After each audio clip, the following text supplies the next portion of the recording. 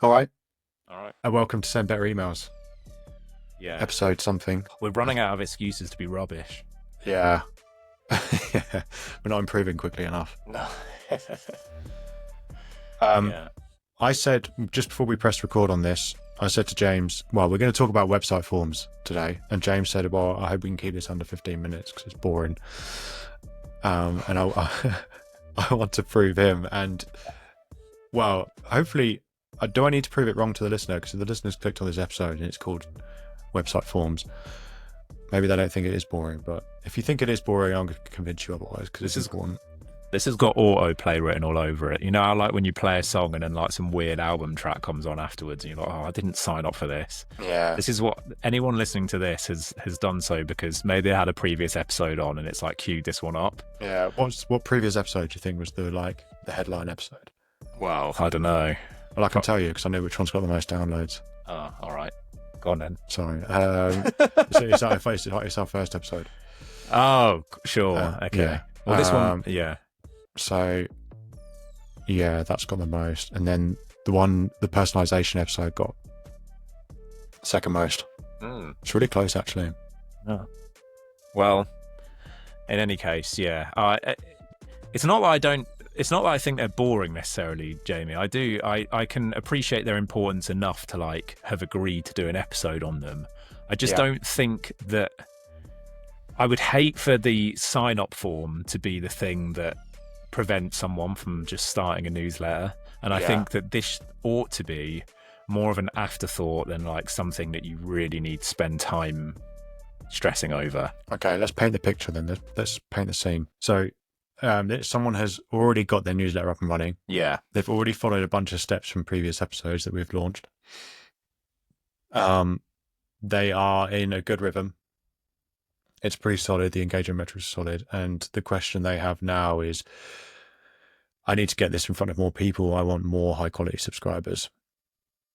And when they're in that position, there are a bunch of levers that they can pull to bring people onto their list. And I think before we pull many of those levers, what we want to make sure is the first one that we pull is our website forms, and to make sure that they exist, firstly, and that they're optimized, secondly. So if you find yourself in that position, great. But like James said, just because your website form isn't ready or isn't done or it's not on the horizon, that doesn't mean you should hold off launching a newsletter or getting newsletters sent. You happy with that? I'm happy with that. Happy with that little caveat, health warning? I am, yeah, thank you. All right, can you cheer up now? Sorry, yeah. Sign up forms, let's go. Okay, I think we do want to keep this one snappy. I think mostly we want to keep this one snappy because we aren't website experts, right? And this is one of those areas of email marketing where like we talk about it with some authority, but not complete authority because we aren't web people. Do you think that's fair? Yeah, I completely agree. We usually work in tandem with whoever is responsible for building the website of the client in order to action a lot of the recommendations that we have around sign-up forms. It's not to say that we can't, we just would prefer not to. Our time is better spent elsewhere. Yeah, like recording episodes of Send Better Emails. Exactly. Okay, so let's talk about, there's two forms really that I want to speak about that should be on most websites, and we're going real back to basics here. And I think we want to talk about this mostly for B2B, because I think most B2C, or at least e-commerce brands, are fully aware of forms that they should have live, and they're pretty good at making sure that those forms are in a good place, that they're optimized. I mean, you'll go on an e-commerce site and I'd be surprised if you don't get a pop-up with some kind of offer for your first purchase, right? You know, it's pretty standard now. And whether that is actually best practice or not is for another episode. But we want to talk mostly about, I would say, B2B and B2C non-e-commerce here, because I think they probably fall into this bracket as well of not realizing the true value of good sign-up forms on your website. And so those two forms, the first one is an embedded form. And you can go to any website, any B2B website, And I can guarantee you that the sign up form, if it exists, the embedded one, it's in the footer of the website, and it says something like "sign up for the latest news." Classic. Yeah, a classic one, which is, I appreciate you kind of feigning interest in this, James, but stay with me. Oh, I'm here, man. I'm Okay, ready. good. I'm hanging on your every word. Yeah, okay, good. And so when we think about that, um, it's shit, right? We don't want a form like that because it's probably only there because whoever did your website put it there and forgot about it, and you've not bothered to change it since. And it's not uncommon to find that form doesn't actually lead anywhere anyway. So someone could submit it and it doesn't even populate an ESP. So what we want to do is we want to take a look at that embedded form first as the first port of call. Now, what we want to do is we want to create this form. We wanted to change it so that it speaks about our newsletter in a more meaningful way. So we want our newsletter to be a point of pride. We want to be able to speak to prospects. We want our team to be able to speak to clients or prospects. We want to enter their network and say, by the way, you should sign up for our newsletter because it's bloody great. It's great because it has this in. And you're exactly the kind of person that would benefit from reading it, right? And if we can get our newsletter into a place like that, then all of a sudden, sign up for the latest news just isn't good enough. That's not a good enough or compelling enough headline for our form. And we've spoken on previous episodes about creating personas for the readers of your newsletter. So someone who you're picturing someone in your mind who is exactly the kind of person who will benefit from reading your newsletter, creating that persona in your mind, and you understand the problems and the challenges that person's having. Then we go back to our footer form, and again, it says, sign up for the latest news. And we realize that's just nowhere near good enough. And if we think about, okay, I'm signed up to newsletters. If you're listening to this podcast, there's a good chance you're signed up to a newsletter. If you're a human being with an inbox, there's a good chance you're signed up to a newsletter. And if we ask ourselves, why did I sign up to it? Why do I continue to stay signed up to it? And why do I occasionally open it and read it? It's because I know I gain some value out of it, whether it's entertaining, whether I learn something, whether it has insights on trends, or it's keeping me updated with something. And if we think about that and we then look at the footer form on our website and it says sign up for the latest news, we realize that it's just not good enough. And so we have to think about what the copy on that form says. We have to really do our newsletter justice, and we have to convince people that there is a proposition, there is a reason to sign up for this because the newsletter is so good and that we're proud of the kind of content that we're putting out. And so for us, I guess the best thing we can do is take an example of our own and say, okay, well, what does our footer form say? And I didn't check it prior to this podcast, and we hardly ever work on our website, so I hope it is in a good place. But the proposition for our email newsletter is something along the lines of weekly email tips, right? So that's what the proposition is. Every week we send out free email tips. It takes somewhere between 2 and 4 minutes to read or something, I think it says on the website. And there's an actionable tip every week in there. Okay, so we're being really descriptive of what our newsletter is. And so people know what to expect when they sign up. And when people know what to expect when they sign up, it means they're a better quality subscriber as well.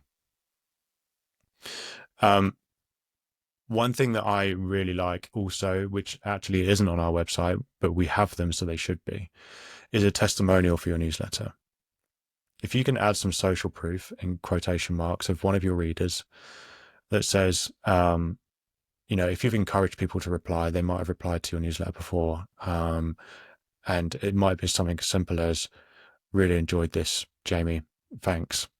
Or smashed it as always, Jamie, thanks. That's enough. We don't need this huge paragraph of testimony about how wonderful your newsletter is.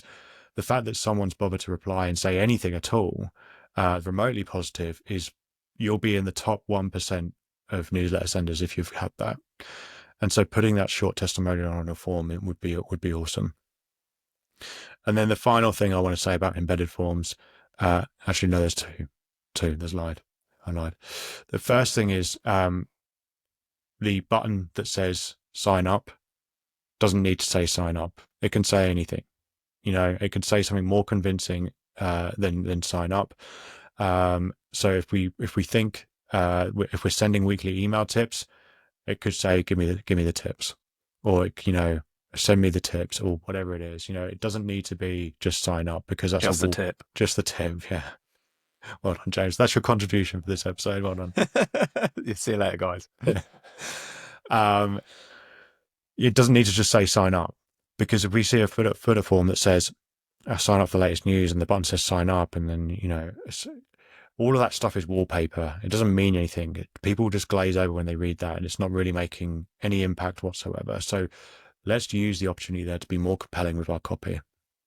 And the last thing I want to say about embedded forms is that it doesn't have to be in the footer on your website either. If everything is true about your newsletter that I've just described, if it's a compelling piece of content, if it solves people's problems, if it's valuable, if it's entertaining, and it's a point of pride for you, then why not put it further up? It could be a slim bar in the header that says, get this email once a week because it's great, and all of those reasons. And there's a testimonial in there. It could be in the middle of the page. It could be the main thing that's on your website. If you're putting as much effort and you believe in your newsletter as much as I've described, don't hide it in the footer. Anything to say on that, James? Yeah. So I think one important variable here, and one of the reasons why I think a lot of people who are designing their websites put the email entry form right at the bottom, is because if you listen to any landing page builder 101, it will say, choose one CTA that you want your audience to complete and focus exclusively on that CTA. So if your CTA is that you want your website visitor to fill out a contact form and get in touch with you about your services, that needs to be front and center. Forget email entry, forget about your newsletter. Shove it all down to the bottom, because front and center, you need people to fill out your contact form, right? And so to be devil's advocate, I would say that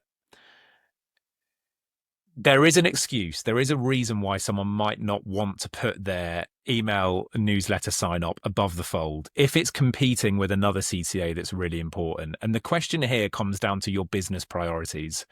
There are some agencies out there, we love these types of agencies, that have their newsletter sign up as the front and center CTA. It is the answer to the question, what do we most want our audience to do? And the answer is obviously sign up to our newsletter. They rate their newsletter so much that they think sending them through the newsletter funnel is the surefire way of turning website visitors into clients in the end. We, however, don't have our agency, our newsletter sign up front and center, and we are a newsletter agency. And so, there is a discussion here to be had about, okay, how important do we consider our newsletter?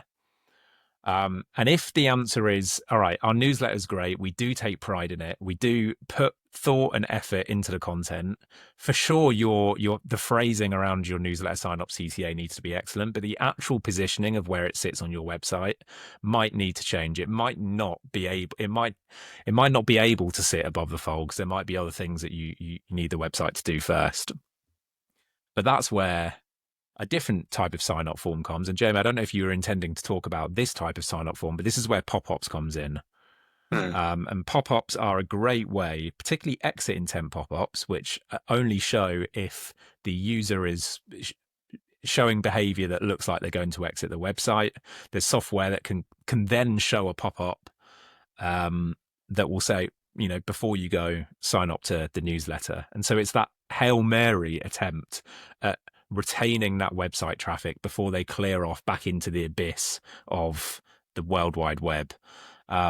So that is a way of if you're not the sort of business that wants to have your newsletter front and center because there are other priorities, consider an exit intent pop-up, something that pops up as a because ultimately the newsletter is your best chance of keeping some of that traffic that you've worked hard to get to your website, and most of it will just disappear. We don't know what your bounce rate is going to be, but it's likely to be quite high, and most of it's just going to disappear. If you can retain even 5% of that via a newsletter pop-up, that's a huge win, particularly if you're getting quite high numbers to your website. So Yeah, your pop-up is therefore super important as well.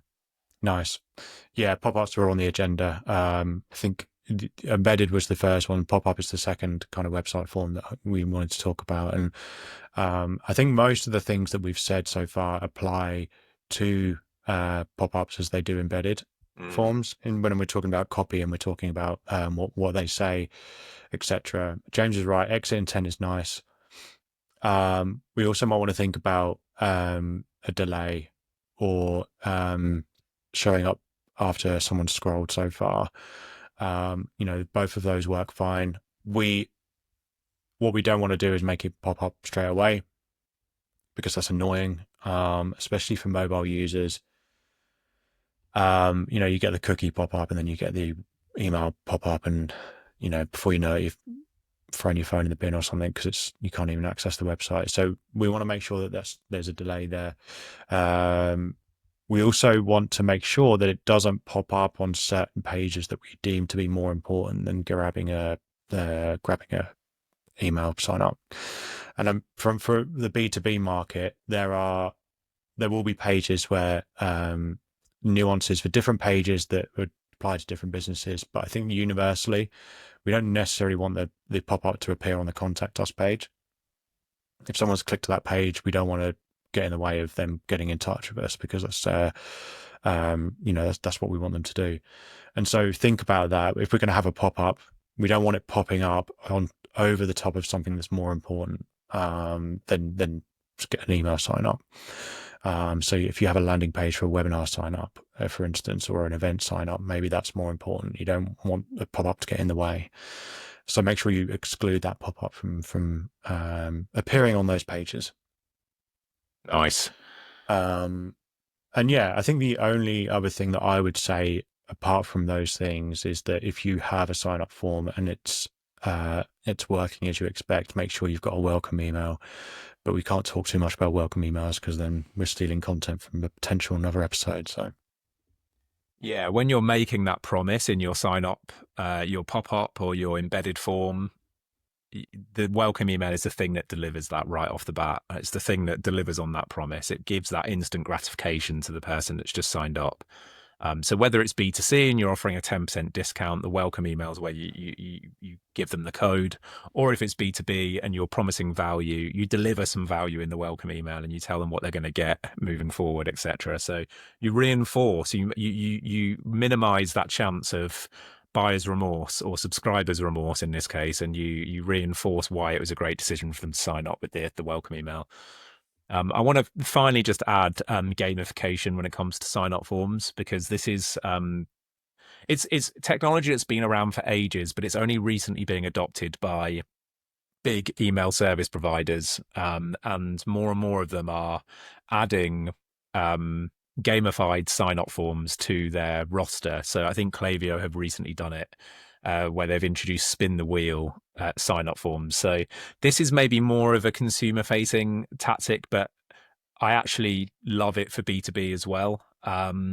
So the simple premise is that you have a wheel, like a wheel of fortune, and there will be various rewards on this wheel. And for B2B, that might be a free audit of your account. It might be ebook that we've written. It might be a discovery call or something like that. There are loads of different ones that you could do. And you enter your email, then you hit spin and it spins the wheel, and then depending on what it lands on, you obviously get it, and there's a different welcome funnel for each thing that it lands on.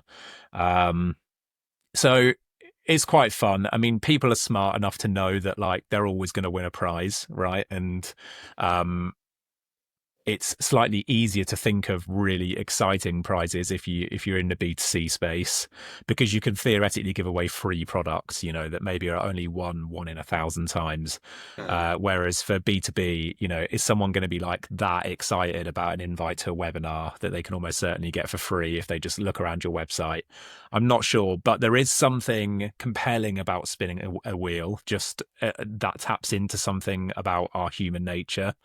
And so actually, I think to a large extent, the actual rewards you're offering aren't that important.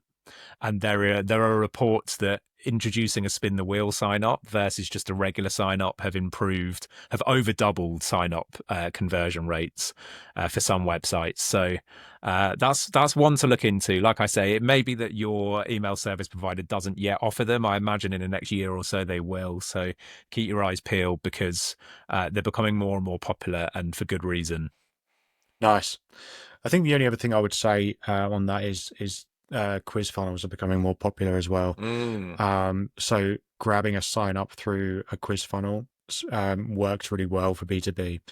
If it's almost like giving someone a health score based on their answers for, I don't know what it is. Maybe it's SEO, or maybe it's they're looking to buy a house, and so you're asking questions about that, or um, you know, whatever it happens to be. I'm not struggling for examples, but a quiz funnel that highlights pain points and then allows you to target them on those pain points afterwards can be really good as well. And mm. you can use something like Score App to put that together. So yeah, that's another powerful way to grab not just email addresses, but you're grabbing more data points on people there as well. Definitely, and just like personality quizzes as well. Like, I think Yeah, pain points are one thing. Another example, if you're struggling for pain points, just like, if you're trying to reach social media managers, what kind of social media manager are you? That kind of stuff. Like, yeah, you can also use Score App for those, and yeah, it does work really well. nice. I forgot to mention actually, when it comes to website forms, when it comes to pop up and embedded forms, we need to think about what information we're grabbing during that. And I think, we want to grab first name. Last name is optional for me, unless you want that information so you can pass it to your sales team. Email is obviously important. Um, phone number, phone number depends really. I think it's not important for me if it's a newsletter sign up, um, unless you're going to start using SMS. But that's a whole different conversation, a different episode perhaps. Mm. So I think first name, email address, and then for me, what I would like to see on more forms is some kind of checkbox or drop down list that identifies maybe like the job title or industry of the contact as well. Um, and if we're talking about doing those three, that's 3 data points. That's not too much friction for a form. I would say if you're getting towards 4+, then you're going to start to impact your conversion rates. Yeah. Um, and we want to think about, okay, well, I'm not just going to chuck job title or industry in there for no reason. Um, I'm doing it because I know I'm going to use it in my email efforts. So if you don't feel like you're ready to use that yet, don't put it in. Just, minimize the friction, grab first name and email address. Yeah, totally. I think you're right. Three is good. As you say, anything sort of four and above, you start to see some drop off. I think this is highly, highly dependent on who you're going for. So, if you are let's use social media management again, just because we've used it already. Let's say you're going for social media managers that work for brands. Let's say you're an agency that helps out that kind of demographic. You might ask something like, what is your Facebook following, or what platforms are you on, or what's your budget for social media management, or something like that. So or what size is your business, like how much revenue do you do, or how many employees do you have? Like, all of these different data points can be really helpful depending on how you're going to use it. And I think that's imperative. Every single question that you ask should be seen as another opportunity for them to not fill out the form. Yeah. So if you're asking it better be worth it for you. Yeah. Absolutely. Okay. I accomplished my mission by making this a regular length episode pretty much. Well done. Yeah, it was good. It was juicier than I envisaged it might be. So Okay, nice. props. Should we do a very quick hot take?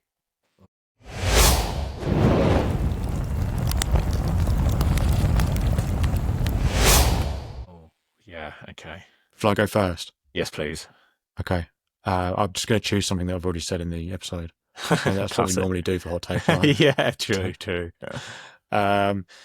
Yeah, I think my hot take will be craft a really compelling header for your sign up form, and be more descriptive of your newsletter. And my action point here is, if you're struggling for that, reach out to us and we'll write it for you for free. Nice. Yeah. Okay. Yeah. Or James will write it for free. I'm busy. Yeah. I'm joking. Yeah. That's good. Yeah, I'm struggling for a hot take actually. That is just a sign of how comprehensive we were in the episode itself. Yeah. I'm gonna say I'm gonna go back to simplicity here, not in terms of how much data you're asking for, but in terms of how the sign up forms actually look. I would say that there's a compulsion to try and add lots of little shiny bits to your pop-ups and your footer forms, and to add images and stuff like that, and mostly it's just clutter. There's no compelling evidence to suggest that any of this stuff actually, even that goes for testimonials as well, Jamie, I'm afraid. As much as I did really like your suggestion, I think for smaller lists it's quite helpful. There's no tangible evidence to suggest that like newsletter landing pages that have testimonials on actually perform better than those without. So all of which is to say, as with email design itself, sign up form design works on similar principles. So simplicity over complexity usually ends up with better performance. Nice. Cool. Not even a little testimonial. I liked your suggestion of a little testimonial. Yeah. Yeah. Okay. Yeah. That's fine. I'll be taking this up with you off air. No, James is right. Keeping it simple where we can. I think simple is compelling in a lot of ways. And I think the testimonial can be great if you're struggling for like other compelling pieces of information. I quite like the setup of having like a underneath the button, like a bit of italic text underneath there. Maybe it can go in there. I'm not sure. Yeah, no, that would be the place to put it, I think. Yeah, Definitely. for sure. So maybe even in the button, Jamie. Maybe a little find out why Candice loves these emails. Candice. Just one long button. Yeah. Where did Candice come from? I don't know. It just came out of nowhere. Do you know how shocked I'd be if we have a Candice listener? I mean, based on our listener stats, the odds of that would be astronomically small. I might ask ChatGPT how many Candices there are in the UK and work out that maths. Anyway, thanks for listening. It's been Send Better Emails. You know where to find us. Yeah. Right, bye. Cheers. Bye. Bye.